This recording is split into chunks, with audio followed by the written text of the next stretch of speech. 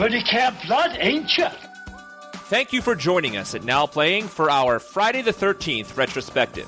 With all the excitement of the Michael Bay remake of Friday the 13th coming out on Friday, February 13th, we here at Now Playing will be looking back at all of the installments in the Friday the 13th movie franchise, from Crystal Lake to New York to deep space.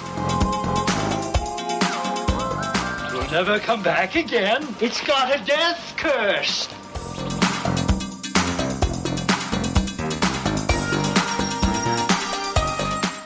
Just a quick warning up front, these are R-rated movies that barely made it past the MPAA, and our discussions of the movies are just as R-rated. And also, these reviews will contain major spoilers. Listener discretion is advised.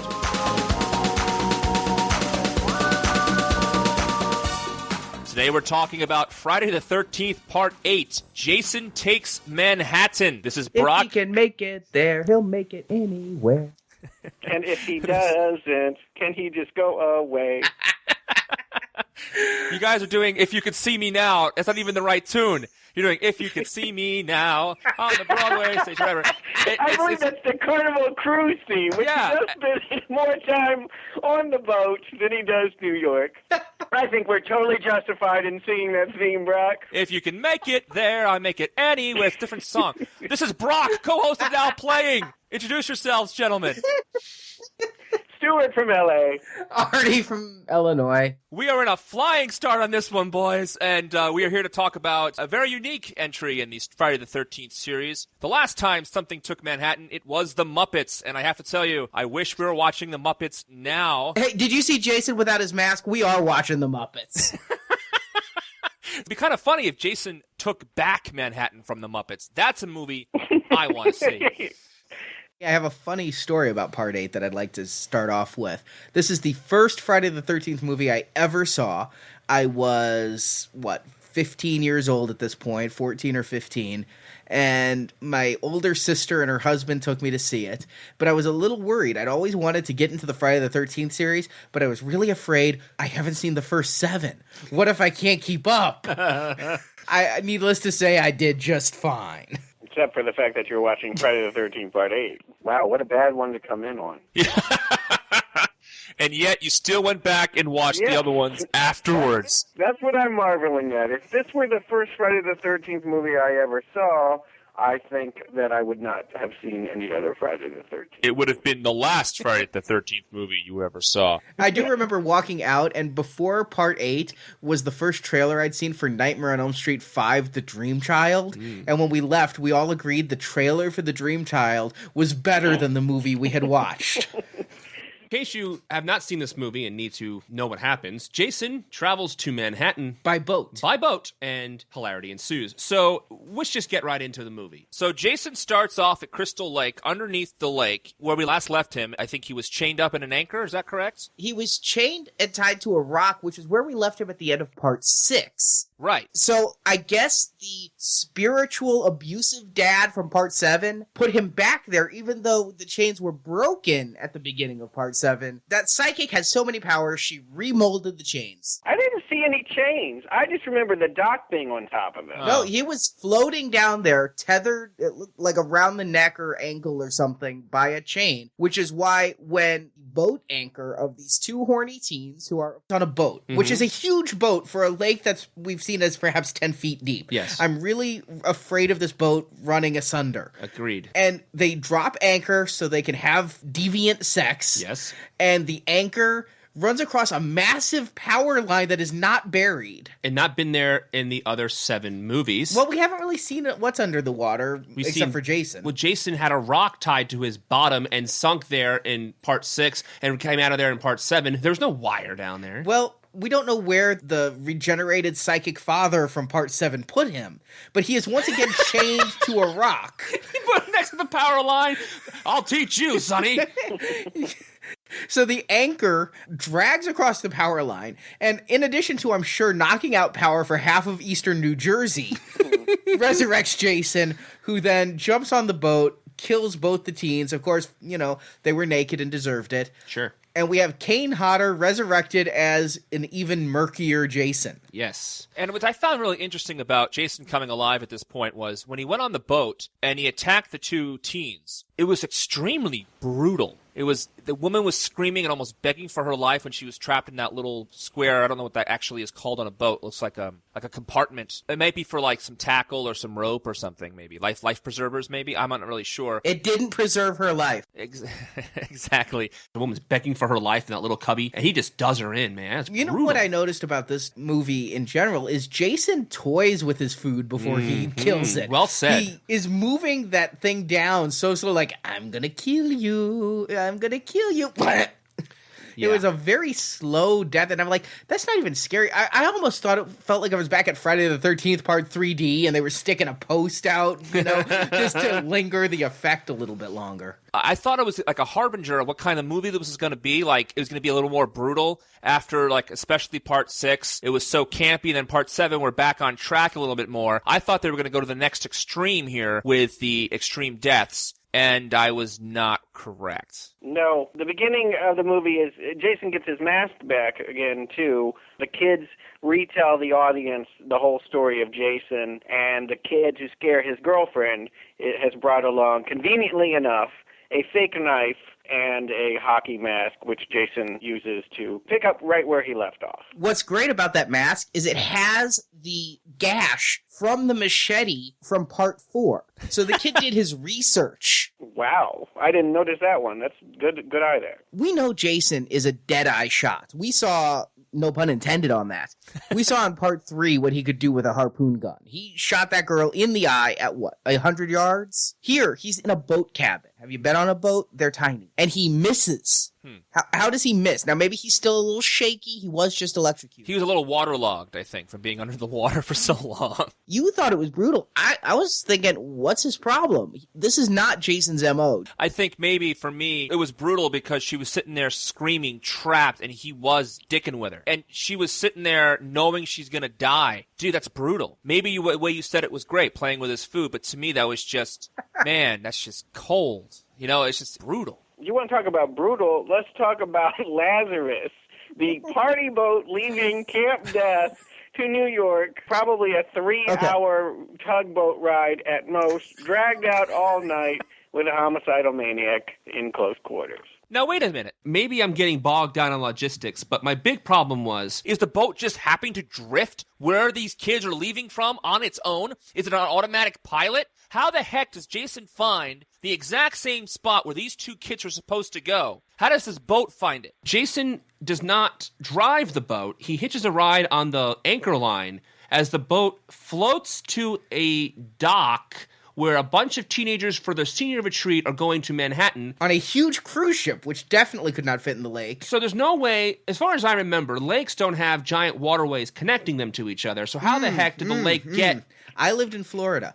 There was Lake Okeechobee, which was connected by the Nautilus River to the Gulf of Mexico. Isn't Camp Crystal Lake on, like, the Ohio-New Jersey border, like Pennsylvania? Where is it exactly? It's never really been pinned down. Okay. All I know is it's not near the Hudson, and it's not there. And they have to travel from this boat. He hitches a ride, hops on the senior's boat, which is an amazingly huge boat, to travel to New York from New Jersey. What about the fact that he had to pull up the anchor? I mean, the anchor had been dropped. That's how he came back to life. So how did the boat drift? It has an anchor. Isn't that what an anchor is supposed to do? I thought he drove the boat, and then he comes out of the water, and I'm like, what? And then they get on this boat, and then he kills... He doesn't even get to Manhattan until like an hour into the movie, and so... If I could interject here. However it would take for whatever crazy system they went from a lake to get to Manhattan, you cannot tell me that that is the fastest way to get to Manhattan if you're in New Jersey. I mean, they're in New Jersey. You drive. There is no going by cruise ship. If you were in Florida, you might take a cruise ship.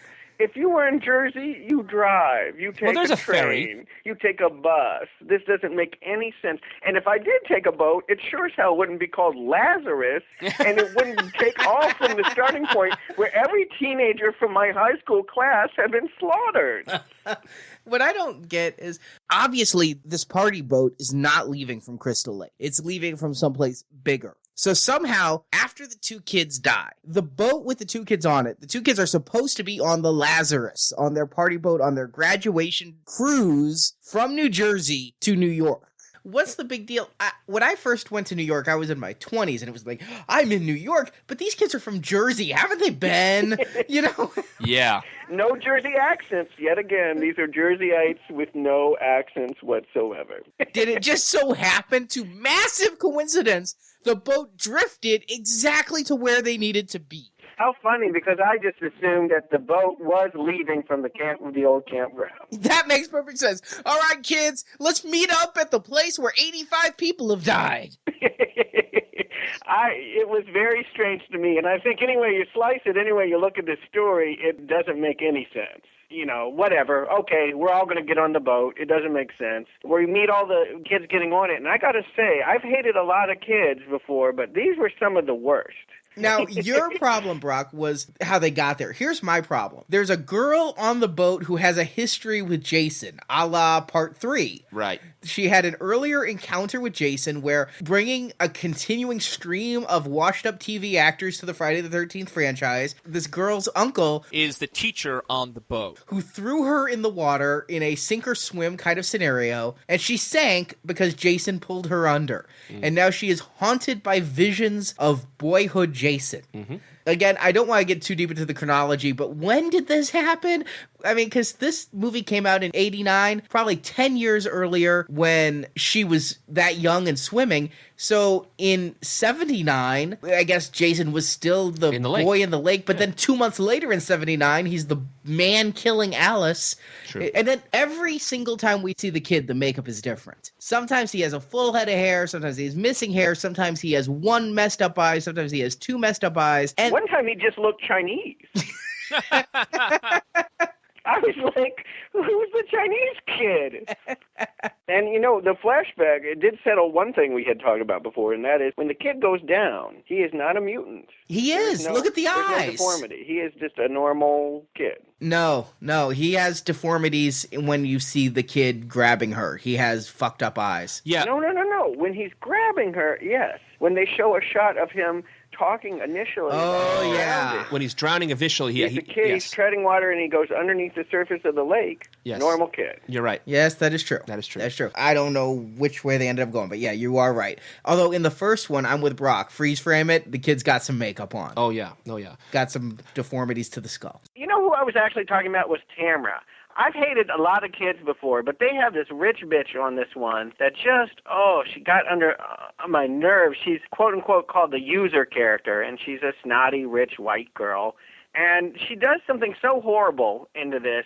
The boat takes off, and we've introduced our main character, Rennie, as someone who is phobic of water. And it's a big step for her to get on a boat and go to Jersey, to which I would ask, why not just take the bus and meet them there? Beat them there, in fact, at the dock. And the girl, because she doesn't like her, shoves her off the cruise liner, which would, in most instances, kill somebody. They wouldn't usually be found. They would get sucked up underneath the boat. They would get hypothermia and go under. That is like murder right there.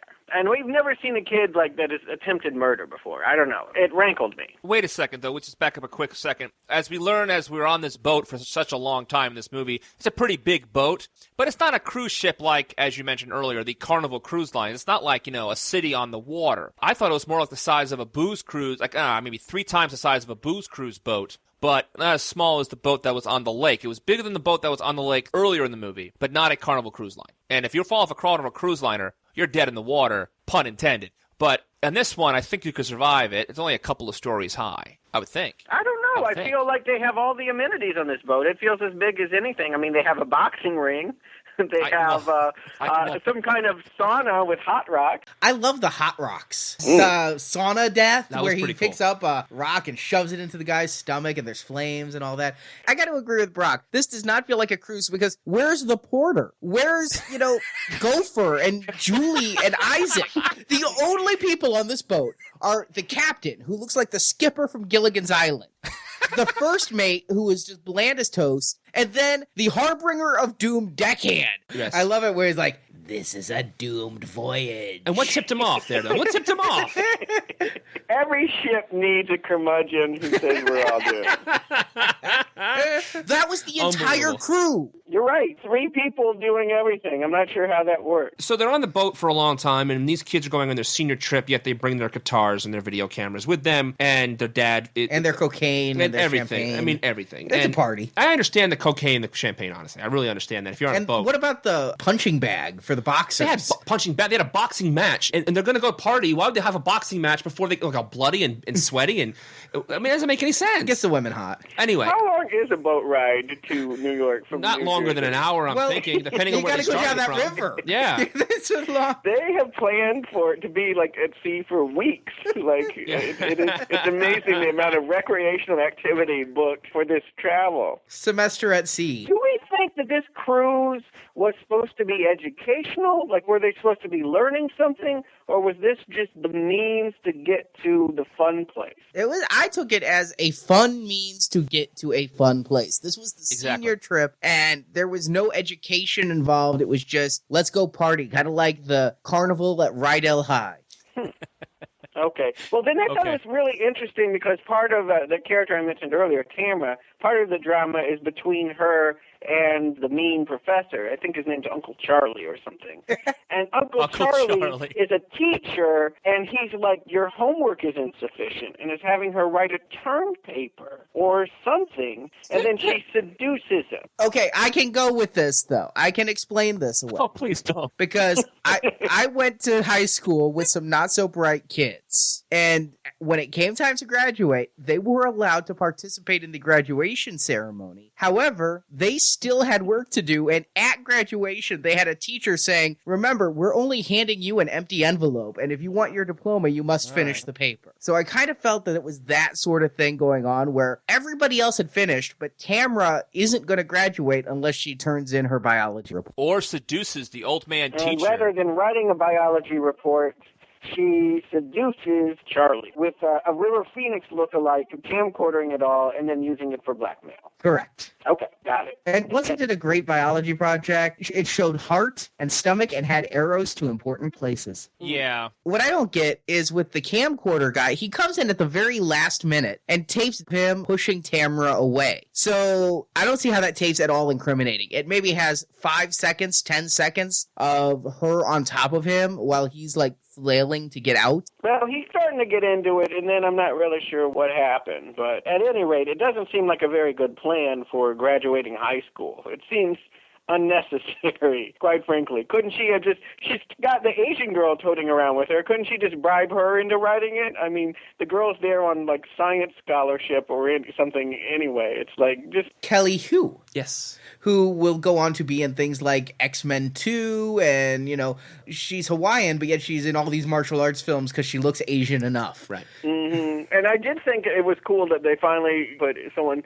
But yeah, Pacific Island or Asian in there, but of course, like, she's there on a mathematics scholarship. I'm just like, whoo! All right, not exactly breaking new boundaries for the Asians there. But well, that was your worst character. My worst was that guitar-toting, a rock and roll Lita Ford guitarist girl. I loved that death. I think she was Joan Jett, actually. That was a great death, beating the crap. You know, how many times have you seen a band play it live? It sucks. That you just want to take their guitar and beat them over the head with it.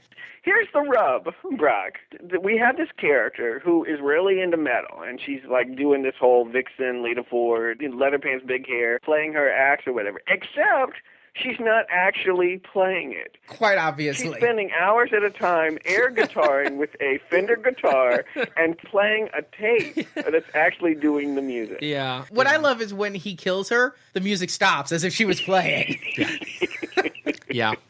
That's a good one. Killed with the guitar in the engine room of the boat, where Jason learns the power of teleportation. Yes. You know, I think horror movies have always gotten a bad rap about the killers always pops up where you least expect it or all of this. This is the first time I really felt like the Friday the 13th series was in deep violation of this cliche. Usually we get the sense that Jason could have walked or ran to where he was going to be, no problem. But in this movie, you can run down through the galley, underneath, through the dance club, lock yourself in the cabin, and turn around, and guess who's standing next to you with a machete? I know, that was really bothering me, is she'd look at one place in the engine room, Jason's there, she'd turn and run, and Jason's in front of her, which is straight out of A Nightmare on Elm Street Part 1, but it works in A Nightmare. You know, it did. It was like the big hit at the time was A Nightmare on Elm Street, so we are going to rip it off. And it doesn't care that it doesn't make sense that we're dealing with a waterlogged zombie and they're dealing with a dream guy. We're just going to do what they do. You know, I think part of this was logistical. Having worked and lived on a boat for several months, it is really tight quarters. You don't have a lot of room to manipulate. It would be very, very difficult to film a chase scene with a moving camera. You just can't rig lights and do all of that. You don't have a lot of room. So they just fudge it. Instead of actually seeing Jason pursue anyone, it's just cut from him in one scene, wait for the person to get to another room, and then cut to him inside of that room. The other thing that felt like Nightmare on Elm Street to me was that the punishments that Jason doles out are kind of representative of the kid's own issues, if you were. Like we mentioned the heavy metal girl, JJ. He takes her guitar and beats her dead with it. And the vain girl who's so concerned about how she looks, the one that I hated, well, she's stabbed with a mirror shard. And the guy who's a boxer, well, it takes a little while, but eventually when he has his couple rounds with Jason, he literally gets his head boxed. And can I just say, I love that. Jason fights a boxer, and the boxer keeps punching a mask, a hockey mask, which is built to withstand a puck at high velocity. But this guy thinks his fists are more powerful than a hockey puck in a slap shot. And he keeps punching the mask till he's bloody, tells Jason to give me your best shot, and Jason knocks his head off. Clean off. It was awesome. Come on, that is badassness at its best. It is, the movie may have left the camp, but the camp was in the movie. He deserved that death. He most certainly did. Beheading him actually felt redundant, actually. And the camera guy in a much earlier Blair Witch loses his glasses and must see everything through the camera and sees Jason through the camera as Jason kills him. What I found interesting is the camera guy actually kills one of his classmates by accident, and then later in the movie, Rennie kills her mentor English teacher by accident in a car crash. So it was a couple of cases here where Jason is not actually getting the kills. I think they had a lot of people to get rid of, though. If you'll notice, half the people on the boat just totally disappear. I think the ship sinks. Am I correct in saying that? Yeah. And so, half of these people that are on the party boat just go down, and no rescue party. Nobody's there to greet the survivors as they row to shore. It just goes down, and, we just watch 300 kids go to a watery grave. Hopefully they will reemerge and take their own vengeance a la Jason. So what's really fun to me is the boat sinks. And so I believe the survivors of the group that we know is on a rowboat to Manhattan Island, if I'm correct. And Jason stows away on this ship, which is a rowboat, I guess underwater? Yeah, I don't know how he stows away on a rowboat. Let's sum up for the listeners who's left. You got Rennie. You've got the captain's estranged son, even though the captain... And her boyfriend. Yeah, he's kind of her boyfriend. They met on the ship, I think. But by the end of the movie, I guess romance is bred out of hair. He gives her a New York memento even before they get there. It was kind of weird. He gave her a Statue of Liberty pendant or something. True. It's like he had the hots for her, but she wasn't very hot. No. Let me just tell you that murder is the best aphrodisiac. I think when my friends get killed all around me, I know I fall in love every time. I just found it really odd that this new romance is brewing when they're on a ship full of people that they know are dead and they're being chased by a psycho killer, yada, yada, yada. And this situation, even though we've seen that kind of thing a little bit before in this series when there's romantic attachments, these two really seem like, it just seemed really, really insanely impossible to believe this time around. Because of everything that's going on, how can they possibly even think about that kind of stuff? I totally agreed. I never have felt like this series was very good at establishing protagonists and heroes and characters that we like. It was always much better about creating grotesque that we want to see Jason kill. But in this one, it felt really bad. I really, really did not want to see this couple get together. I didn't care whether they got off the boat, and I certainly didn't want them to have a fun weekend in New York after all of the mayhem that ensues. Let me just say, having been once a 17-year-old boy, I don't care if I'm the one being killed. If I have a good shot at getting down a girl's pants when I was 17, I'd be taking it. Fair enough. Okay, can't argue with that. You know, maybe Jason was like riding on the boat, like, remember Cape Fear, where Robert De Niro was literally like hanging on to the bottom of the car as they drive to their getaway house? He must have been, because the 5 survivors, Rennie, the boyfriend, the mentor English teacher lady, and Van Heusen, yes. the boxer, Yes. all survive. And Uncle Charlie. And the dog, Toby the dog. Oh, yes, and Toby the mysterious flying dog, because the dog was able to climb that ladder at the pier when they finally arrive in Manhattan. But those 5 plus dog row and row and row through the foggy night. I couldn't tell. I thought a full day had passed. The fog was so thick you couldn't even see the city lights until they were there. I don't know how they even found land. That would have been such a better ending. They didn't. And they arrive at Manhattan, and they are saved, because in most movies, you find civilization and you are saved. You know, I've got to say, at this point, it takes a long time to get here. And I was hating this movie from the get-go. And in the back of my mind, all I could think of is, it will be better when they finally get to Manhattan. It will be better when they are finally in New York. And then we get to New York, and it's just a series of dark alleys.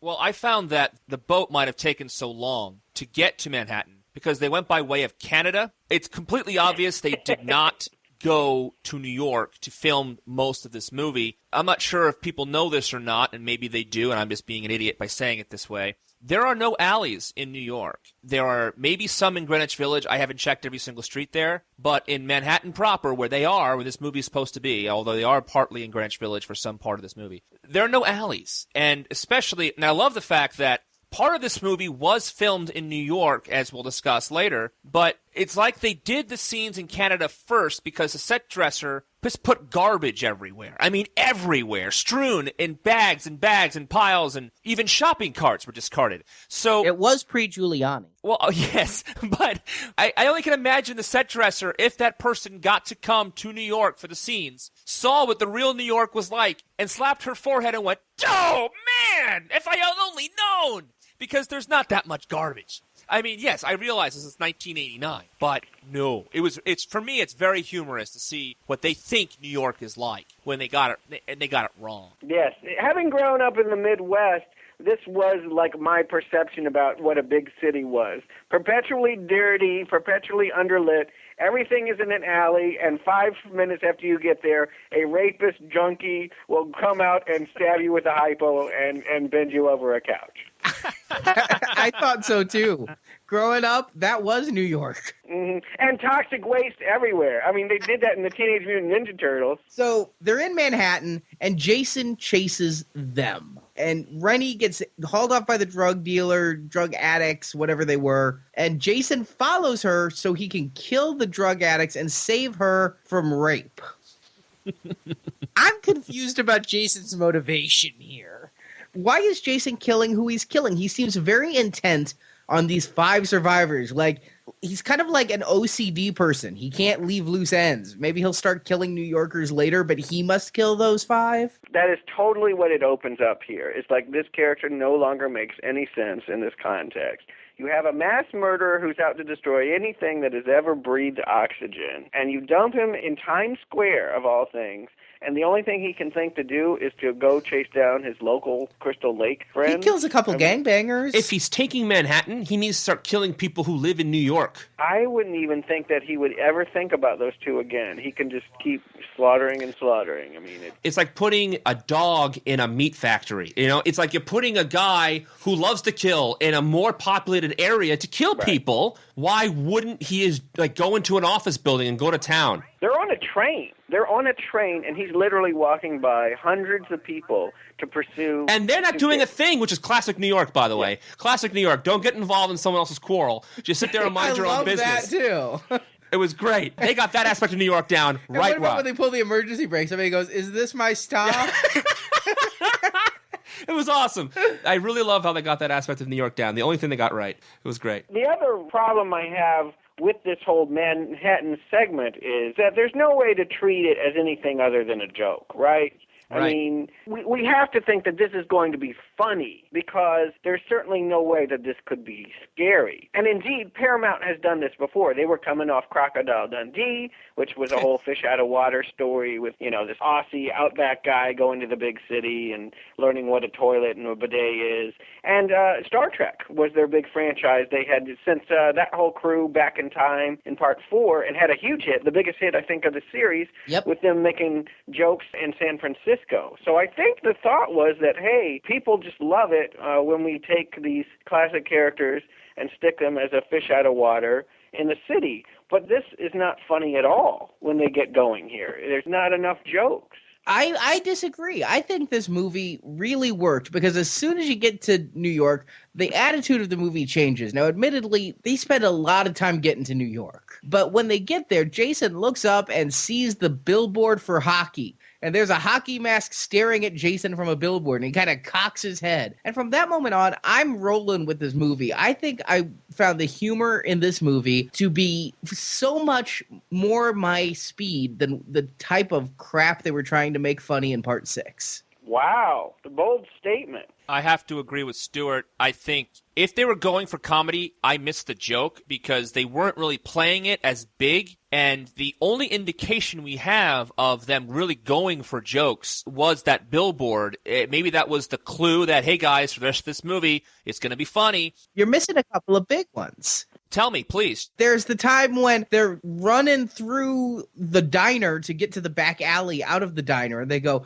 a cyclist tried to kill us. And the waitress just looks and goes, welcome to New York. And when Jason is just walking down Times Square and he kicks a boombox of some obviously tough-looking white gang members, and they're like, you're dead meat. And he just lifts up his mask and stares at them, and they're like, run. It's obvious comedy. I mean, it's just right there. It's too few and far between. I mean, I recognize that it was an attempt at comedy. Did you laugh? I didn't laugh. Maybe I was just jaded at this point. I was not having a good time, and there was nothing they could do at that point except end it for me to be happy. To put it, they want a smile on my face. Closing credits, please.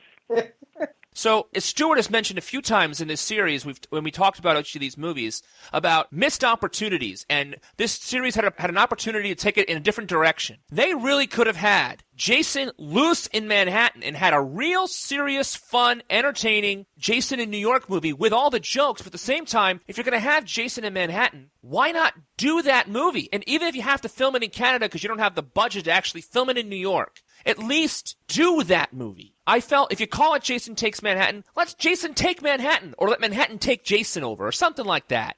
I felt they really missed an opportunity. It should have been, I totally agree, it should have been called Jason Takes a Very Long Boat Ride and Ends Up in Manhattan.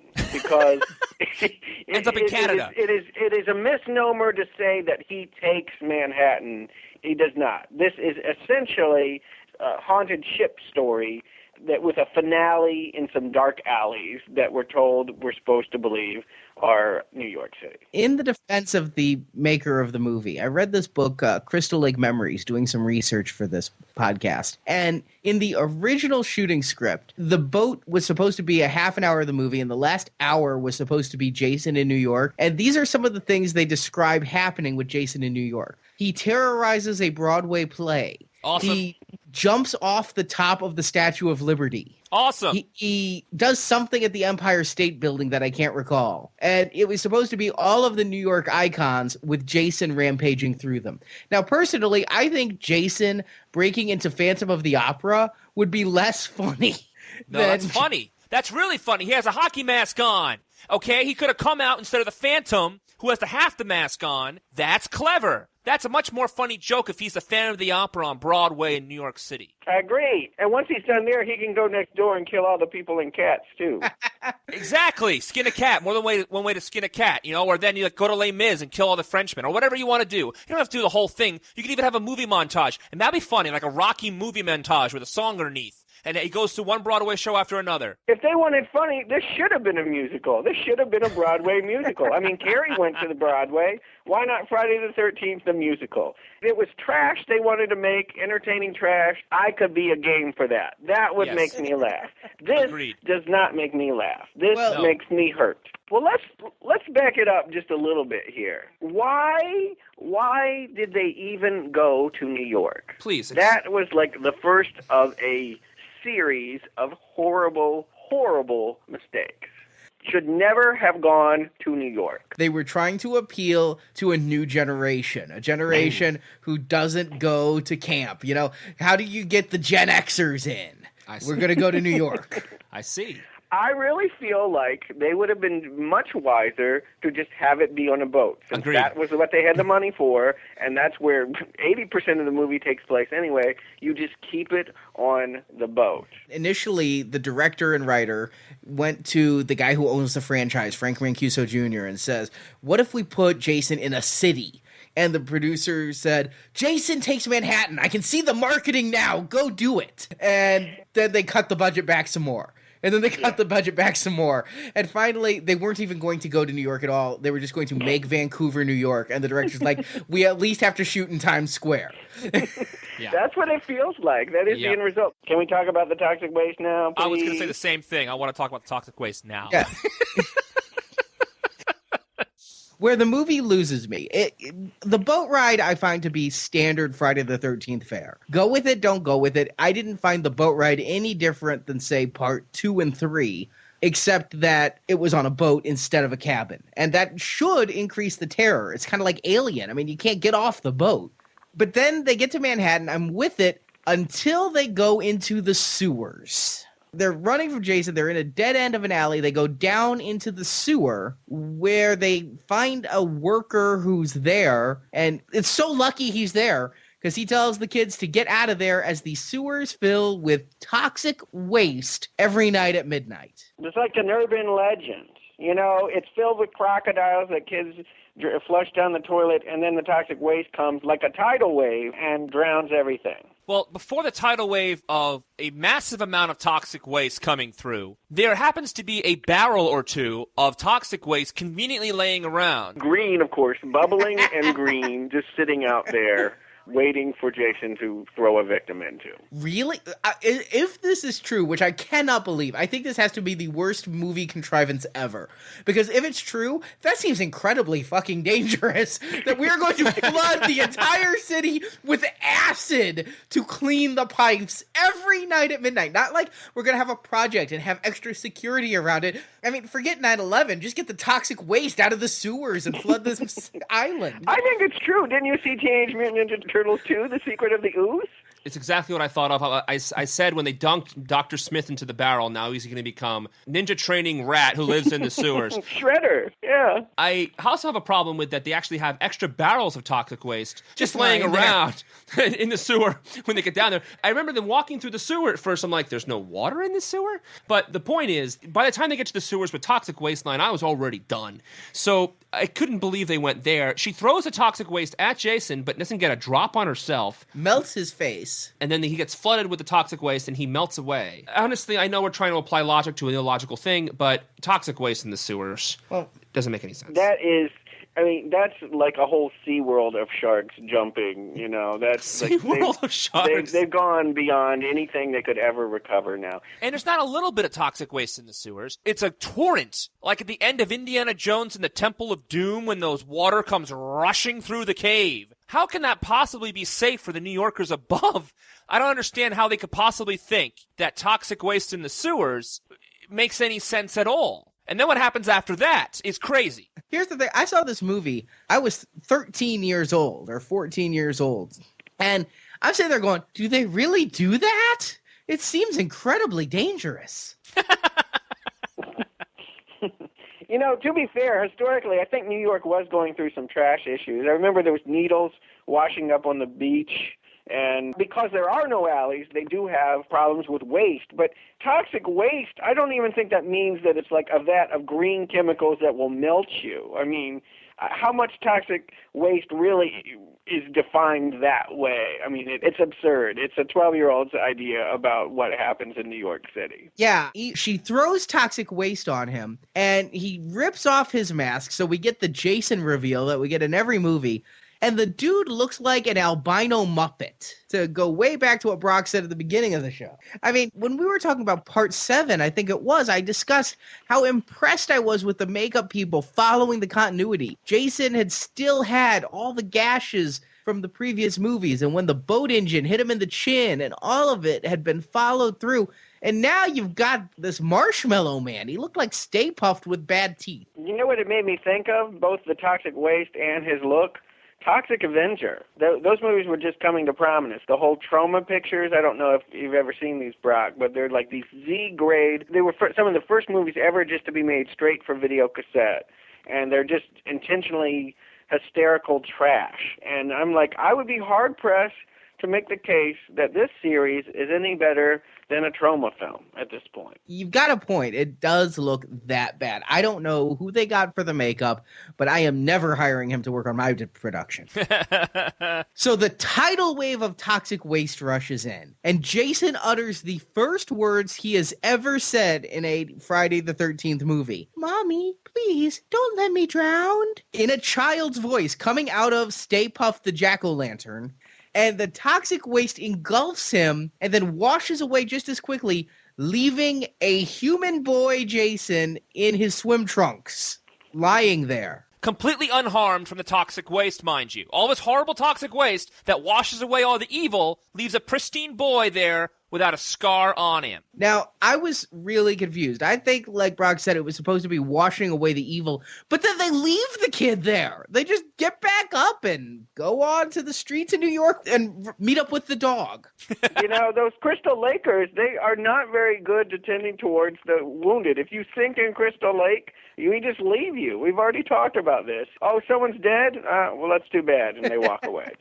Yeah, Jason was still at the bottom of the lake at the beginning of this one. Now, I did read the director said that we were supposed to wonder whether that was real or whether Rennie was having another vision. I didn't read it like that when I saw the movie. It would be better if they'd done something to make it ambiguous instead of just showing us what looked like a dead kid. Yeah. And not that I want to see naked boys on any screen, but what's with the swimsuit? I would have bought it more if he was in Jason's jumpsuit, you know? Just a little boy still in the jumpsuit. But he's in some, like, brand new Speedo swim trunks. What is with that? The ending of this movie, you're right, Brocky, it pisses me off, too. Because what the hell? I don't think I could have been any more pissed off than I was already at that point. In fact, I wonder if I was still awake.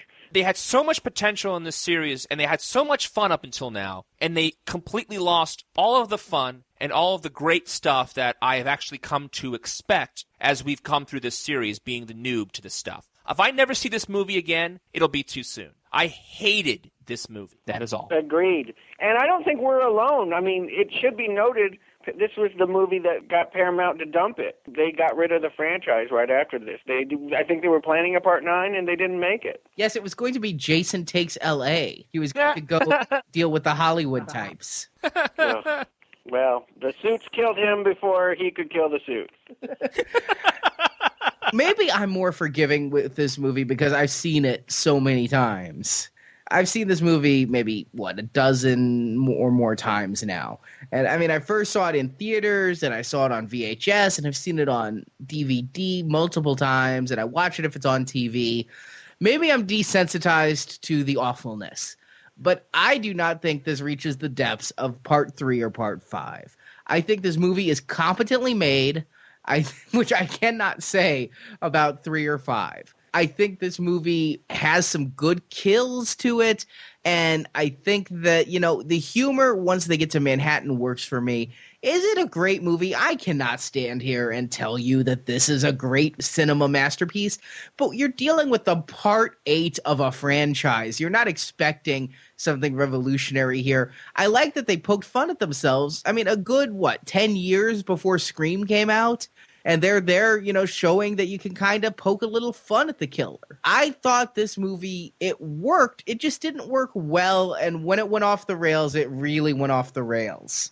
I just feel bad for you two that you've seen this before and had to watch this again for this recording. I only watched this one time for this recording now, and I have to tell you two, I will never, ever even turn this on out of curiosity when it's on cable, even for a second. Again, I could not believe how bad this movie was, and I just did not enjoy practically anything of it. And I hate to be such a downer, and no one likes to hear a downer and a party pooper, but this one just took all the fun out of these movies that I've been having for the past, however weeks, and just sapped it dry.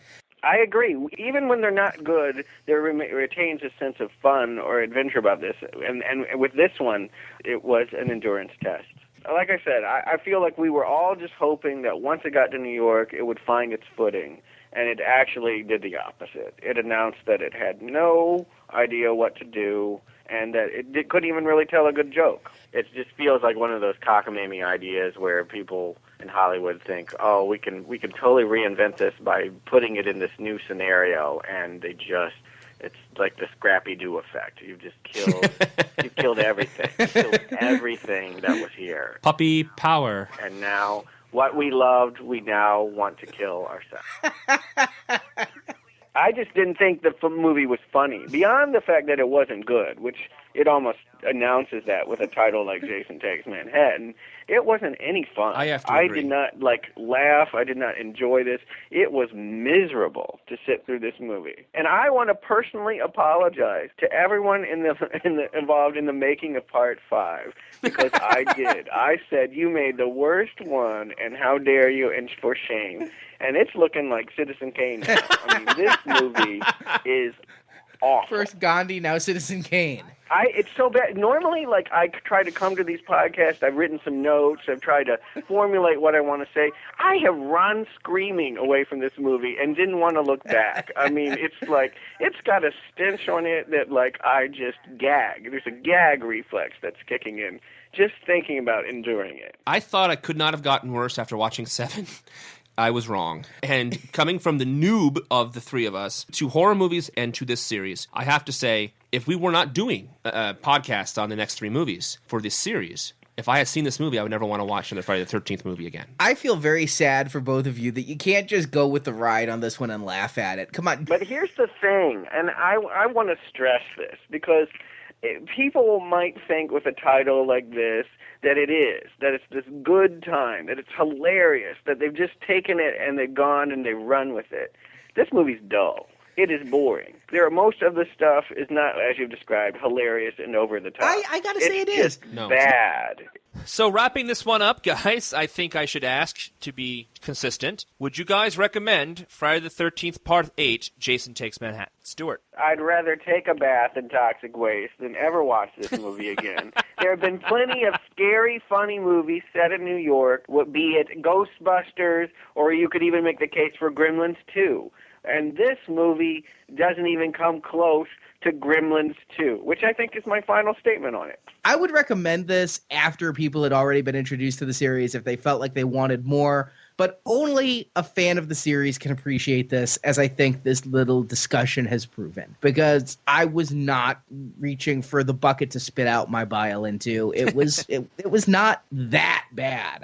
I think you guys are demonizing it a little. You know, Arnie, I'm honestly, one thing I'm really happy about doing this series with you guys is that I've had an opportunity to watch this series as the brand new pair of eyes on it. And I have actually become somewhat of a fan in the sense that I can appreciate why people love these movies and why they're lasted so long and sequel after sequel. So I'm not saying I'm a fan like you are, but I thought I considered myself a bit of a fan, or at least I understood what the fandom was about, and this one didn't do it for me. So I understand your point, but I said my last word on it. So, all right, we'll end it there. Thank you, Arnie and Stuart, for joining us. No problem. And we'll see you when we go to hell. I thought we were already there. We just watched Part 8. Yeah, I'm done. Yeah. I was going for an ominous ending, and we're going to end it on a joke.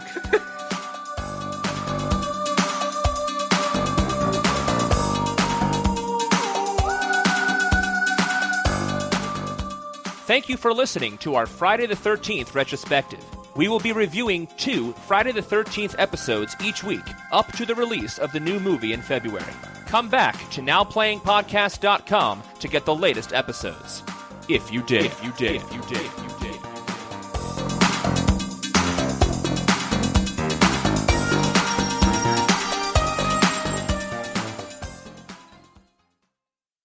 Now Playing is a production of Venganza Media Incorporated. All rights reserved.